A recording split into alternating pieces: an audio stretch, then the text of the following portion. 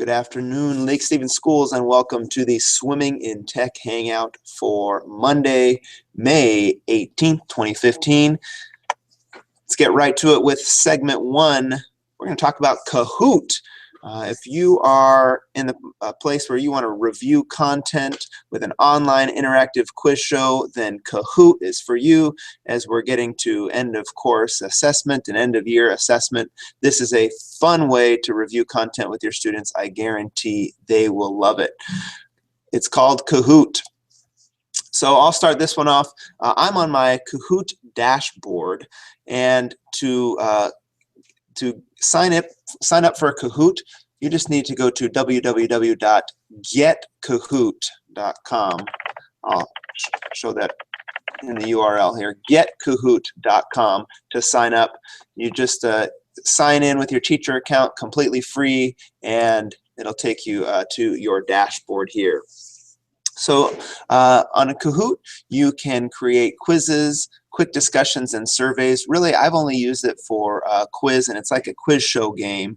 And the easiest way to show you what Kahoot is all about, and the best way, is to just jump right in and play a Kahoot. So I have a couple Kahoots here that we'll check out one of those, but there are tons of public Kahoots as well.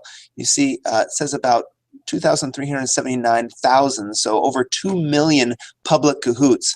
If you just click here, you can search with subjects, titles, all kinds of tags, any content that you're looking for, and search the Kahoot community and run any of these interactive quizzes for your students.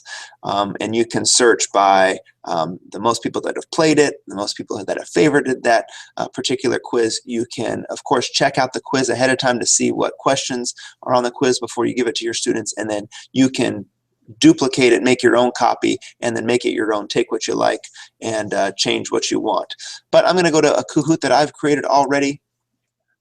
And once you've created the Kahoot, you can just press play and get your students in.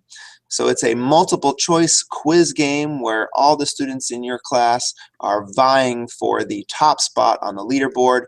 And right now I'm going to play with my test student Generosity, and I'll be going against the mighty Phil Biggs on the other end of the line. So from a teacher perspective, this is what you see. When you run a Kahoot in your classroom, you are going to have your computer hooked up to the projector, because your computer is going to project the question, and your students on their internet connected devices, it doesn't matter which device agnostic, they just click a button to indicate their choice selection. So you have a few options here before you launch your game that you can play with, but right now I'm just going to click launch, and this is what you will project on your screen for students. So your students will see this game pin, and tell your students on, again, any device, any internet connected device, they need to go to kahoot.it, kahoot.it, and then enter this game pin. Great news, there's no sign up, no sign in required, and you can see already Phil's got in just with this game pin. So I'll show you a student view. I'll go Gosh, to I couldn't get in, Chad. Somebody named Bill Board got in before me. Nice, Phil. Yeah, that must be some random person on the internet. All right, so I'm going to go to Generosity. I'm on a student account now, or a test account. So when your students go to kahoot.it, they just see this screen and they look at the game pin that you have projected up on your screen, 631433. 631433, and they click enter. Again, see, no sign in. Now the student just gets to put any nickname they want, which, you know, could get you might want to have a little conversation with your students before they put in their own nickname, so it is appropriate. I'm going to be, Jenna is just, she's just a fantastic student. She always follows the rules, so she'll just put in her own name. But as you can see, Phil is put in Billboard just because he's that kind of guy. I'm that kind of student. Yeah, so back in the teacher view here, you'll see all the students that have logged in. Their names will pop up as they enter the game pin, and you can tell that they are in your game. You have a total player number here, and when you have all your students in with their names, you'll click Start Now. Hey, Bill Board, you ready? I'm ready. All right. So again, as a teacher, you'll have to project this screen because the question will be up on your screen as well as the 4 answer choices that you select. This is strictly a multiple choice game, so students will read the question up on your screen. They will look at the selections, and then on their screen, how many millimeters in 1 meter? So that's 100, so that's the oval. This is what the student sees. All they see are the 4 answer choices. So they've got to look at the screen and they can choose a choice. Oh, no. And so the student sees what the correct answer was, what position they're in relation to everyone else who's taking the quiz, and then how many points they are behind the next person. On the screen, on the teacher screen, the teacher's going to see how many students selected each response, and then the check mark indicates the correct response, and then the teacher can go to the next question. Okay. Oh, and you see the scoreboard here, as well as Bill's got 950 points and Jenna's has 0. It will show the top 5 students up here on the scoreboard between each question. Nice job, Bill. So then, as a teacher, you just go on to the next question, projects the next question. As a teacher, you get to set how many seconds that students have to answer the question, between 5 and 120. If all students have answered the question before the timer runs out, though, it just goes to the results. So students don't have to sit there and twiddle their thumbs. Okay, I'm sure this one is square. So Jenna's going to answer square. Yes! Jenna was correct. So she got 633 Kahoots. As far as I can tell, the Kahoots, the number of points a student is awarded, is based on how quickly they answer the question, which can be a little bit troublesome. So if you were like near instantaneous, Chad, you'd get 1,000 probably, huh? Yeah.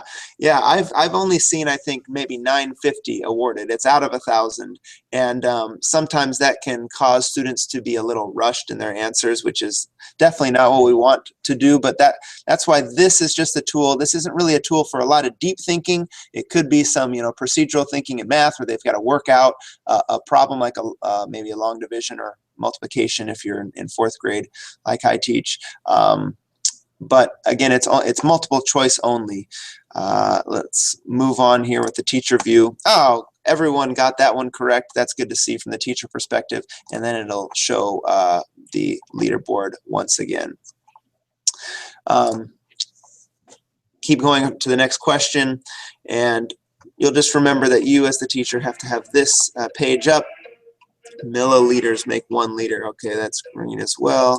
And take the star. See, now Jenna, because she answered much quicker, she earned more Kahoots for that question, but she's still in 2nd position. And Bill is just, his lead is growing on Jenna. I love all the little comments they make too as you answer. On that Kahoot makes? On my screen, yeah. It's lots of. So I could keep going through this quiz, but that's not going to be helpful. I will show you once your students answer all the questions as a teacher, you can end the quiz now, and it will project the winner with their total score. And then as a teacher, you click feedback and results. This is what I want to see. As a teacher, you will see this screen, which will tabulate students' individual ratings. They can rate it on terms of fun, if they learned or not, if they recommend this Kahoot, and their feeling after the Kahoot. So this is what the student will see. They can rate on a 1 to 5 scale. Jenna had a blast. She loves this kind of thing. She did learn something. She learned that she needs to work on her metric measurement, and she recommends it for other students. And then how does she feel at the end? Well, she is happy. And now all the ratings have been tabulated. Bill feels the same way. I do. I stomp that Jenna. Birds of a feather. So as the teacher, now you can click on the final results. Now you get to download the results. You can save them right to Google Drive. And one thing I love about Kahoot, the results that they give you are incredibly helpful. Whereas during the live game, you can see the number of students that answered each question correctly or incorrectly. You get a student-by-student breakdown, question-by-question breakdown for each student. So let me show you the feedback that you can download. So this was the same quiz that I ran with my students. I took their names off in November, I think it was, or maybe December, it looks like. And it shows, you know, the correct answers, incorrect answers, their total score, and then it will conditional format correct answers versus incorrect answers. So you can quickly see that this was one that all students got, but more students are struggling with this question. So you can see that globally. Then if you go to each individual question, you can see how long each student took to answer that, and then the number of Kahoots they got for that. Just a lot of data here. So you data heads are going to love this. You can click question by question down here. Then you can also get their final ratings on that rating score. How fun was it? How do they feel? So this is one of the great things about Kahoot, is all this data that it gives you student by student. Again, one of the drawbacks, it's only multiple choice. You can have up to 4 answers, but as you know, if you you can make quality multiple choice questions. They take a little bit of thought, but you can make a quality multiple choice questions, though it is limited to that. Of course, it is engaging on the positive side, but as you get closer to the end of a quiz, I have seen students rush to answer to try to get as many Kahoots as possible to close the gap on those last few questions. So that, again, is a downside, that they might not give their full attention and full effort as they're trying to get those final Kahoots. Phil, any feedback on Kahoot? Anything I've missed? No, I like the. I was waiting to see the detailed feedback. I have never seen that before. That's pretty awesome on that one. I do know this is one of the more popular. I love the fact that you can search and find ones that are already done and tweak them a little bit. Right. I'm kind of thinking from what you say, Chad, maybe on this one, shorter is better than longer. So, you know, rather than do 20 questions, do 10. Something like that. Right, and just again, questions that students can answer, just like procedural type questions. Really great for review. Again, because it's just a multiple choice. Yeah. Option. Great fun for the end of the year too. Absolutely. All right, well, I'm going to hand it off for a few moments to you, Phil. You've got the second segment, diving into search, and you're going to talk about some fun searches. So take that away. Exactly. This whole session this week is kind of on ways to have a little bit more fun, you know. And once testing gets over, we all say we get to kind of relax and enjoy the rest of the year. So what we're going to do is I'm going to share my screen here, and I'm going to use voice search as well. Let me get in here. So let me get in here, share. I'm going to go to a new tab. And one of the things we're going to do is and I will share this on the Swimming in Tech blog site. It's a really nice, about 70 different things that you can do with Google search to get things really quickly. But let's start by messing up Chad's whole Kahoot thing a little bit too, because one of the things that Google has in search built in is a calculator if you want to. And again, I'm going to do this all by voice. So let's just do this. So I'm going to click the voice search. What is 35% of 55? Yeah, it's going to mess it up here. I started too soon with this one. Let's try it again. What is 35% of 55? The answer is 19.25. So Google has this calculator built into it at all times on this one. It'll calculate anything too. So you can actually start off with something like this, but you can build this into a more practical problem. What is the tip on $455.25? A 15% tip would be $68.29. And that's a practical lesson too, because if you take your whole family, extended family in and agree to buy them dinner, that's going to be quite a bill on that one. But it's kind of cool how it gives you the whole thing on that one. Now, I think if we run it up by number of people, that's how much per person when you split the bill. That's kind of useful when you're out there. So all sorts of math things. Let's do a really hard one. What is the square root of 19 plus 25? The answer is 29.36. That would have taken me a little bit longer to figure that out. So there's this whole calculator built into Google search that you can do quickly. Here's another one. What if you want to say good morning each morning for the rest of the year in a different language? Well, let's just try that. Say good morning in Spanish.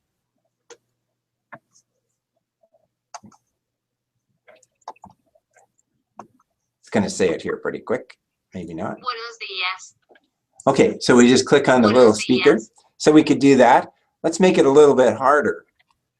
Say good morning in Vietnamese. Here is your translation. Chào buổi sáng. So every morning for the rest of the year, you could say good morning to your students in a different language if you want to on that one. How about if you need a timer? You tell your kids that we're going to give you 3 minutes to do this and you need to be done. Well, we can do that really easily with Google search too. Set the timer for 2 minutes and 30 seconds.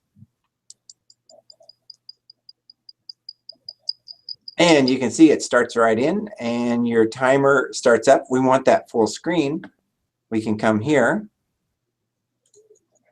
And we can turn the little, the timer signal at the end on or off, depending what you want to do. Normally you'll leave that on, but you could just pop that up on your screen and say go to work, and not only are they reminded, but at the end of 2 minutes and 30 seconds you're reminded too.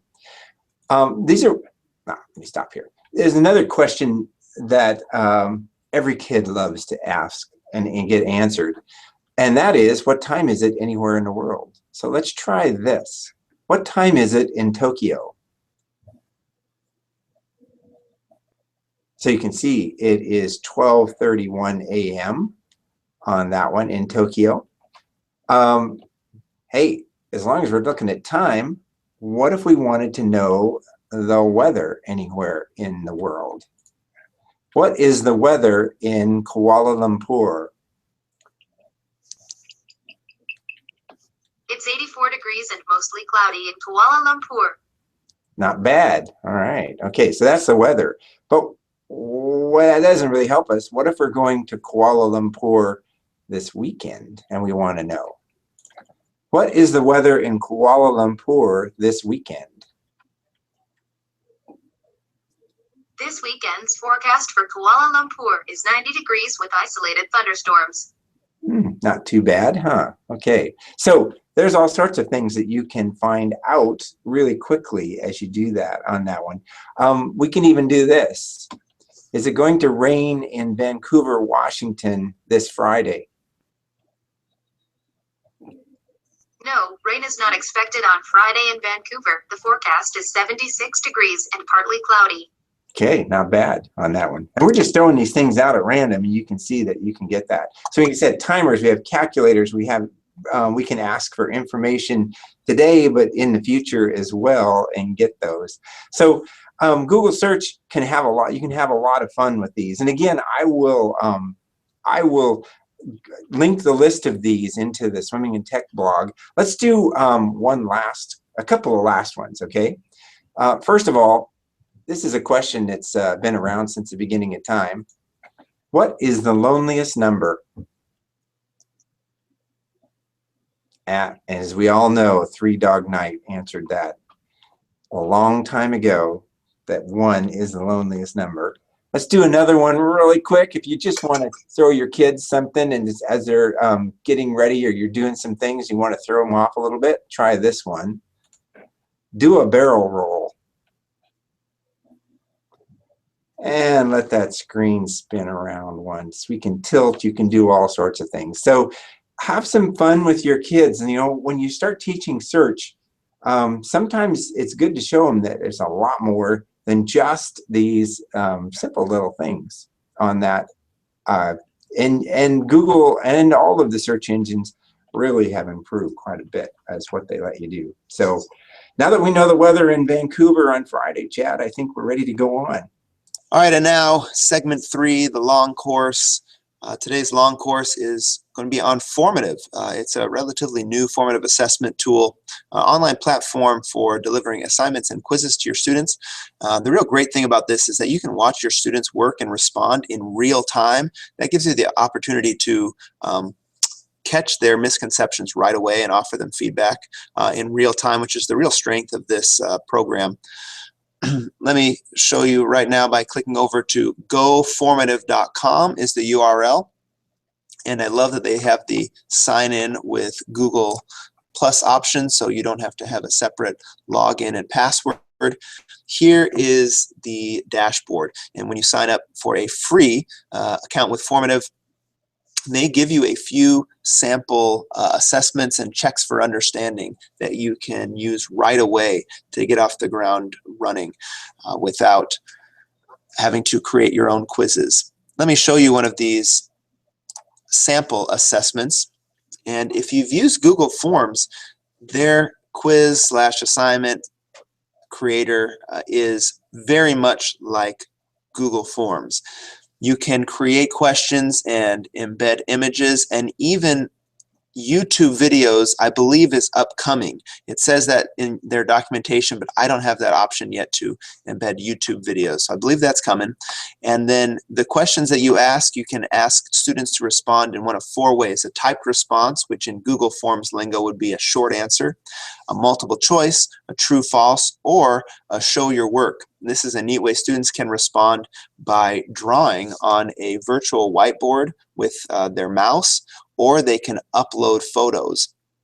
Now, I haven't had a lot of success with students using the trackpad on their Chromebooks to use that whiteboard tool.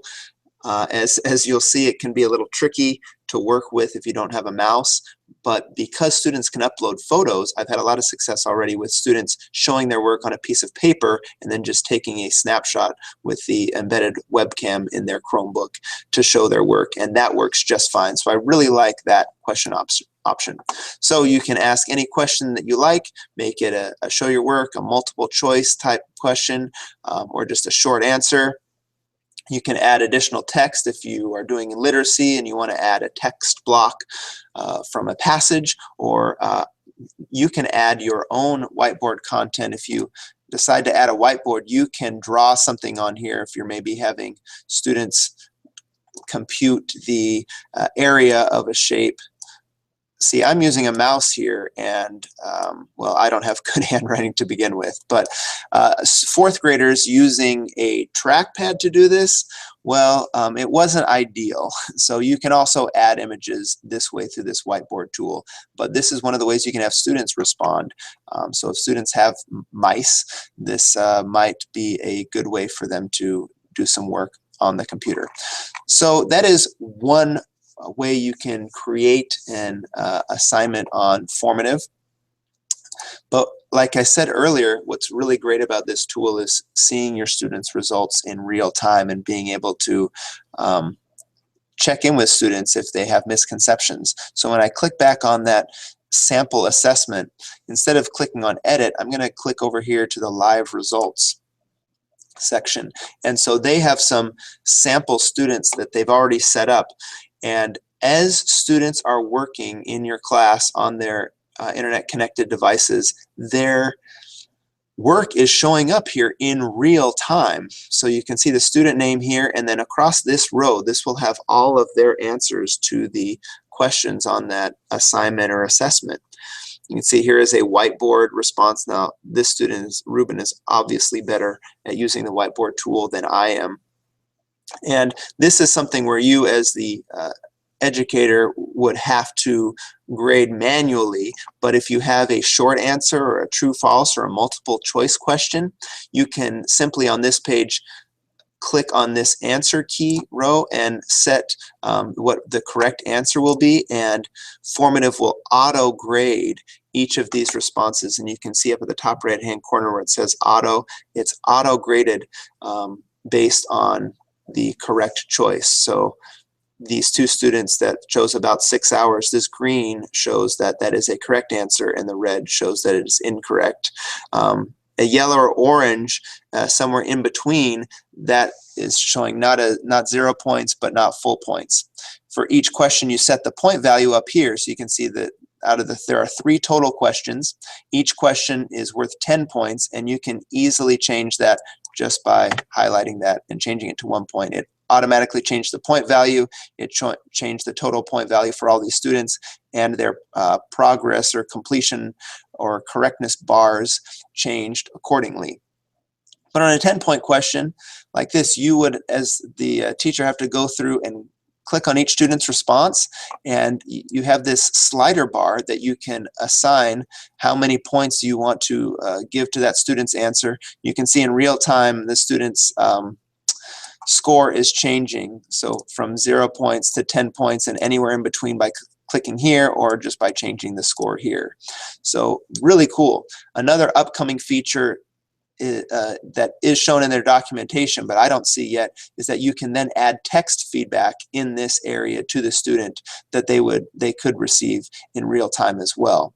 But if the students are working in your classroom and you're looking at this data as they're working, you wouldn't need to give them the text response. You just simply walk over to their desk and say, hey, I saw that you got an area of 288 feet here. Tell me about what you did. And you can correct those misconceptions in real time, which again is the real power of this tool here.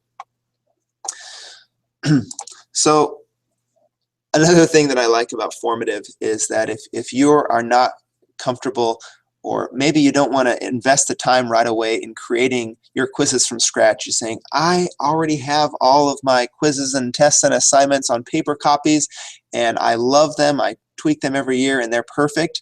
Well, they've got a pretty slick tool for you as well. If you create a new assignment, instead of just building your own from scratch, you can upload a pre-made paper assessment or assignment.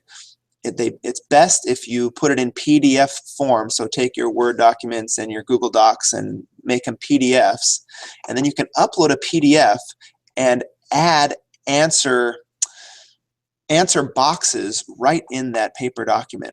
Let me show you what that looks like. So I'll upload from my computer. I've got, here we go. I've got a Word document here that I've already pre-created. It'll upload it and just make it into an image. And so I've got a multiplication slash number patterns paper assessment that I've made already. And you can insert response sections for your students within this document. So for example, this would be a short answer question. So if I just click the text button and then draw a box, students can come in and they'll see this paper version, and everywhere I put one of these boxes, they will have a response option. So a student can input text right here. This is a multiple choice question. So I'll click multiple choice, and there happen to be 4 options, A, B, C, D, but I can change that to more or fewer. And if I want to be A, B, C, or 1, 2, 3, or true, false, I change these right here, but it's a 4 A, B, C, D option question, so I just drag it right here, and that will be a pull down for my students. Here's another multiple choice pull down. Filling in this table, this would be a short answer or text, so I can just keep putting these text boxes in here. The other 2 ways that students can respond: drawing, that was that whiteboard tool, or the take a picture tool. So here, use the draw tool to draw a garden and label each side. I'll just create a drawing box there, and I want students here to show their work on paper, then take a picture of their work with the picture tool. Click the Take Picture tool and drag that box.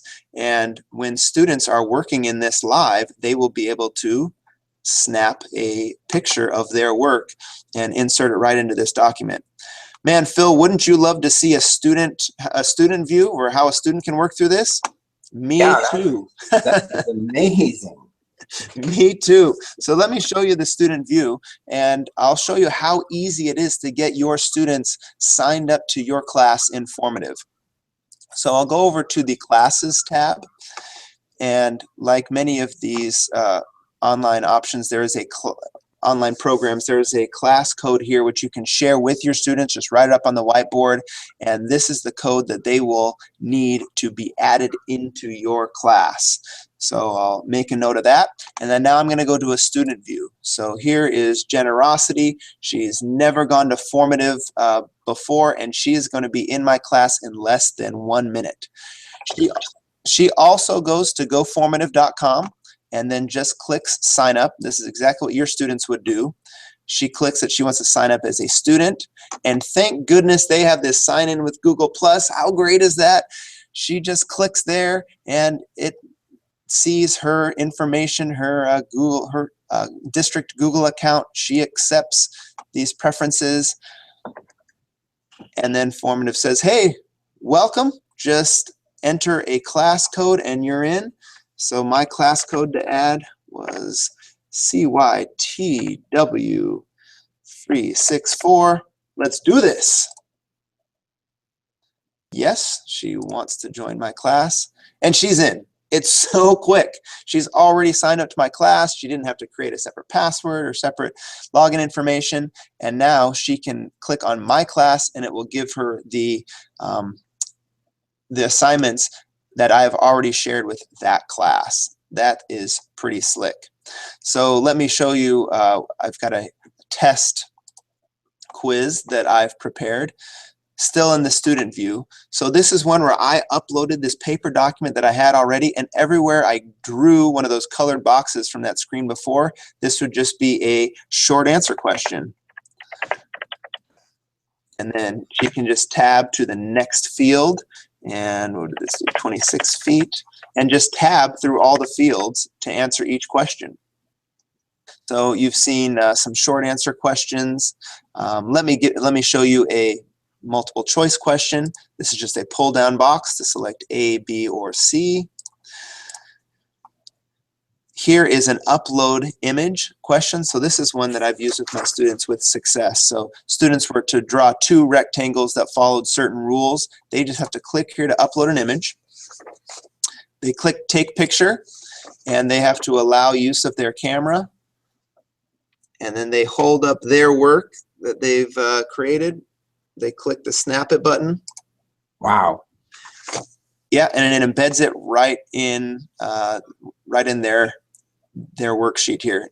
It doesn't look great on their screen, but I can assure you that from the teacher viewpoint, you can see the entire image when you go to grade. So once the student has answered all of these questions, they just submit their work.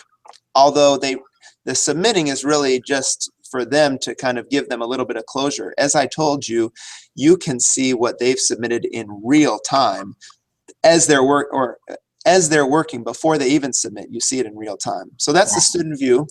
Let me go back to me as a teacher, go back to my dashboard, and I can see just what Jenna did. By clicking on that assignment, going to live results. So I got Jerry, Dusty, and Jenna. So here I can see the images that they already uploaded from their work. Jenna, of course, didn't answer every question, but everything that she did answer, it has auto-scored as long as it was a short answer or a multiple choice. Now this one here, she had the correct answer, but since it was a text question, it was different than what I had put in my key. She abbreviated squares, SQ, so I can add another entry for this in my key. So it'll take 40 square feet, or 40 square feet with a square abbreviated, and auto grade each subsequent answer that comes up. So this is fantastic. I can see already that Dusty is really struggling here, and he probably needs to come back for some additional reteaching or second chances, where Jerry, he's just flying through. But this 10-point question, I haven't scored for him yet, so I need to score that before he gets his final score. There are some different views here you've got as a teacher to click through. This is the global, where you can see every student and every response. This just shows student boxes, and it will show correct versus incorrect responses versus the white are ones that they have not answered yet. And I really like this view, question by question view. And this is one that you can display on your projector by hiding the names. It won't show students' names. It will just show all of their responses. And this progress bar shows the amount of students that have it correct in green versus incorrect in red. And so that's just another display option. But really, this is where you're going to be most often. And you can see all the students. And if you just have it open to this screen as students are working, these boxes are just going to be populating, and you'll see pictures and images pop up from time to time, and you can look at where students are in real time. Yeah. If we want to see one of those images, can you click on it and enlarge it? Absolutely. Where is the... Oh, I see it. Well, I'm missing that. Oh, here. There we go. Oh, there was an enlarge button. Isn't that blue box, huh? Missing. Well, that's the score. That's to put a score in. Maybe I have to go to the actual question. Your computer's acting up a bit too, so. Yeah, we've edited it out, but my computer forced restart earlier, so I'm not getting the best performance right now. But I was able to do that when I was working with my class last week. Okay, that's good. So that is just a quick overview of Formative. As you can see, this tool has a lot of potential. You can get in quickly by just uploading a paper assignment that you've already created and just adding the answer blocks in there. I think that's a great way to get started before you start creating from scratch. Go formative.com. Check it out. Really powerful tool, that's for sure. Mm-hmm. And it's just brand new, so you know it's only going to get a lot better. Well, that's it for this week's Swimming in Tech. Our last meet of the school year, I can hear the sobbing around the district, is Monday, June 1st. That is in 2 weeks. We will be taking Memorial Day off, so come back in 2 weeks, Monday, June 1st, for the last meet of the school year. That's right. Lots of good things to end the year with. Have a great week, everyone. Bye-bye. All right, we'll see you later.